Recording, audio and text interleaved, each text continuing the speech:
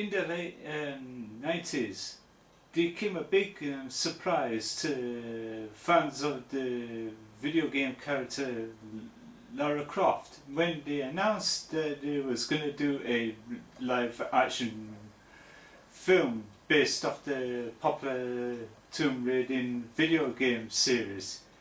But they was constantly teased on who was to play the title role.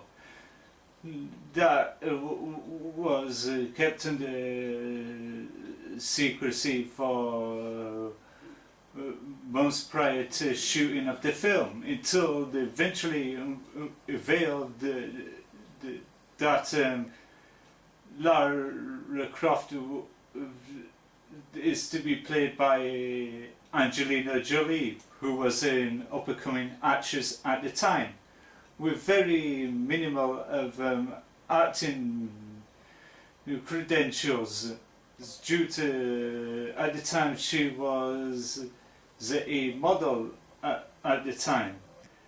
But with very little training in action and that, due to the fact her limited talents was always known in dramas and that.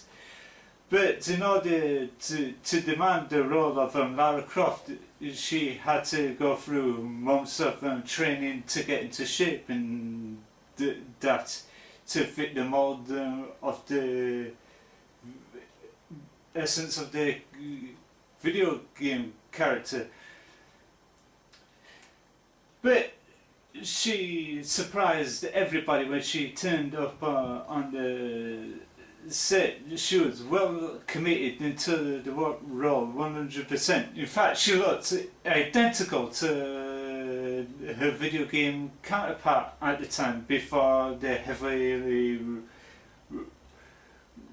reboot back in 2013, which the titular character had to go through a redesign due to pandering to the lowest common denominations, because of the whole criticism of having women in video games portrayed and sexualized and that, so they had to go through various different redevelopments and that. But sadly, in the reboot, her trademark skimpy shorts and tank top was gone. It was replaced by combat and all sorts of other clothes and that. But back to the film, yeah, and Angelina surprised everybody on the set, especially when it comes to the dangerous scene which she features Lara rocked on a pendulum to pierce the veil and that. Due to safety concerns and that, her stunt team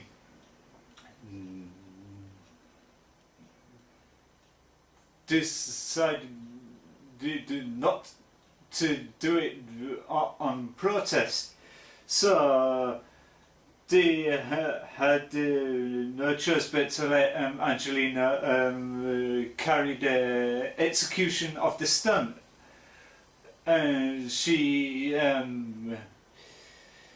did it to great excellence, like Tom Cruise does his 0.5% of his own stunts in Mission Impossible, which he goes to any lengths possible to get into shape to train in that excellence and pulls it off with no, to see where there's any stunt team dead and risk due to insurance and other reasons. But Tomb Raider followed the suit to that, which Angelina did do 0.5% of her stunts herself, and etc.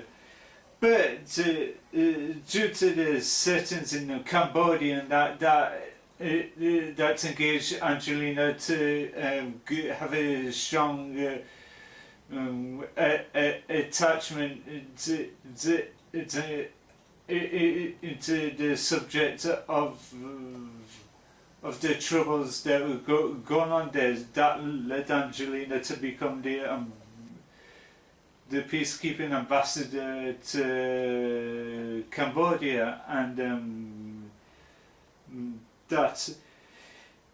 it was a hard task of seeing a woman carrying on a big scale picture, due to the fact when it comes to films like this and in any kind of film calibre, it has always been portrayed by a male, like in the Indiana Jones with Harrison Ford and that. But he did not have that luxury of Angelina, which she pulled off 50% of his stunts. That was done by Victor Armstrong, and that due to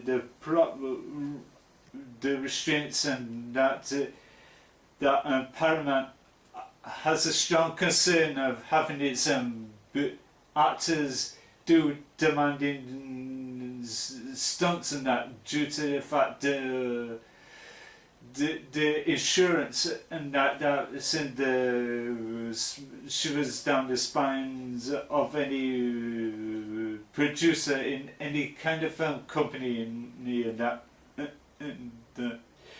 etc. But the film was great. It was brilliant. It was on the same wavelength as Indiana Jones, with daring stunts and all sorts of special effects, and that Angelina was fit for the role. There was no other actress at the time I could think of that could pull it off. And but the hard task was to get down the English accent perfectly and flawlessly, like every other Hollywood American actress appears in these dramatizations setting in England, and become able to rock the English accent. Angelina worked very hard into the development of her sounding like she's from England, and which she pulled it off, which was very rare for an American actress to do, and vice versa in that. And it also features John Voight, Angelina's father, and that. He did see the pendulum stunt, and he was completely impressed in execution of doing it. And most brilliant. It had the most excellent soundtrack that could ever carry a film. U2 as a repetition of them coming up with tunes and that for TV advertisements, or I should say commercialization for the viewers in the United States, and all sorts of other promotional materials and that, where U2 did a tune for Witchblade, which is this is another groundbreaking thing to ever introduce women to the world of action, that featured Yancy Butler in the lead title role, and etc. that followed by Mila Jovovich in the Resident Evil series and Kate Beckinsale in the Underworld series. That the likes of Witchblade and Tomb Raider was the catalyst for jettison women into the realms of action. It was very little unheard of in the 90s and more so in the 1980s because due to various concerns is that it's very hard for women to pull off an action role that's is done by men, and that they usually the shrieking, the violent that wants to be saved and all this lot and etc. But they threw all that out of the window straight out of the bat, and yeah, this film was a moderate success, did very well at the box office. That led to a lukewarm sequel, The Cradle of Life. According to Angelina Jolie, she regretted of making the sequel because it wasn't good as the first one. She felt that she had to be pulled back by the execs of the film, that she wanted to do more stunts than she did in the first picture, but the exec said no, it's too dangerous and that, so she most of the time she had to take a back seat and let a stunt double do the work and etc. due to the fact it was too risky because of insurance reasons and etc. But which was a shame, really. Angelina did work very hard into appearing in both films. If they put the trust in her in the second film to execute the stunts and have her train weeks on end to perfect it, it would have been a lot better. But sadly, execs are suckers and it did not work that way. But it wasn't well received by fans. It's not like this one, which is a very treasured film. I've never been a huge fan of the video game series, so I'm not really drawn to the character as most fans do. But I like watching the films and that because it appeals to me to watch a film based on the video game. It's like Resident Evil. I was not drawn and attached to playing the video games like most of my people did. I loved watching them, and I loved seeing the films and that. Likewise with this. But I was keen for more of the martial arts fan, like Mortal Kombat and Street Fighter. Then again, I was not attached to playing the video games because they never appealed to me, because I'm not a fan of playing combat fighting games. I specialise in games like Call of Duty and etc.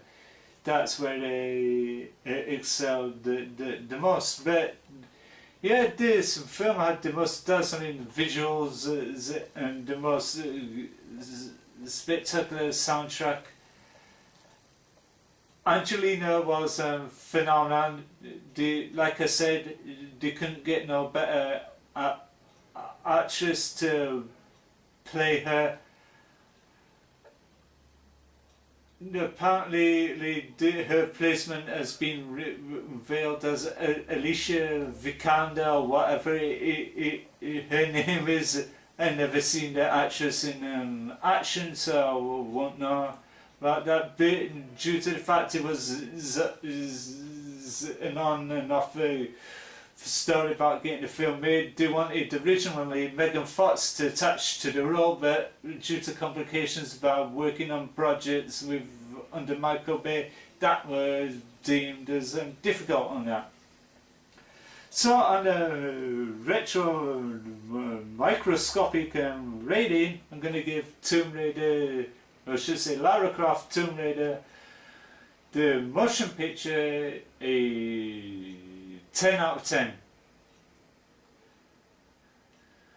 And this is my Thursday throwback review of Lara Croft Tomb Raider. I'll be recording The Exorcist 2, The Heretic, midnight Friday, early Saturday, and I'll get that done and out of the way. And thank you for watching. This is me, Frankie, HOLTZMANN, SMALES, wherever you are in the world.